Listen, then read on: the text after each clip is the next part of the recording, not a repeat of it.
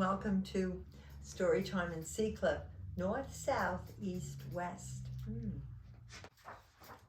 Once there was a little bird all tucked into her nest. It was almost time for her to fly away. Her mom had taught her how to ride the wind and to fly above and below the storms and to glide on the strength of the wind. And then they would fly home to their nest in the sycamore tree, and she would sing her a song. And the little bird would ask, "When I fly away, which is best, north, south, east, or west?"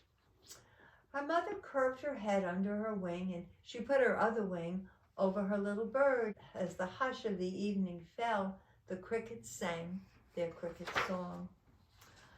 And the little bird dreamed from the warmth of the nest of the north and of the south and of the east and the west. In the bright new light of the rising sun, she stretched her little wings and flew. And she flew on the wind to the north, to a land of ice and snow, where everything was white.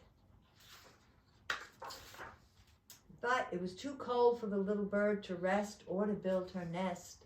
And so she flew around the North Pole, and she headed south, till the sea was blue and the trees were green and the thickets were full of flowers. But it was too hot there to build a nest, so the little bird rested, and then she headed west, over mountains and rivers and plains, to where the red sun sank into the sea. She had flown to the north and to the south and to the west, but which direction did she like the best? She sat on a rock by the edge of the sea, and she thought of her home in the sycamore tree. She had flown to the north and to the south and to the west, but the east was home. So she stretched her wings and she flew into the rising sun, and over the high mountains and over the deep canyons and the great forests and the plains she flew, till she came to where the land was soft and green with rain, and the sycamore trees grew tall. In the spring, when the wild birds sing in the wild green forests of the east, the little bird, a big bird now, sang to her eggs the song her mother had sung to her, till her little birds cracked out of their shells. And they opened their beaks and said, "When we fly away, which is best, north, south, east, or west?" And that's the end of the story. Very sweet stories by the same author that wrote Goodnight Moon. And we have a wonderful, wonderful, wonderful birthday today. It is Cecilia's birthday. I know that Greg and David and Emily and Matthew have arranged a wonderful, wonderful birthday celebration for her. But we want to celebrate in our own little way with a little cake. And let's find out what kind of cake Cecilia is going to get. All right, these are what the votes, the children have voted.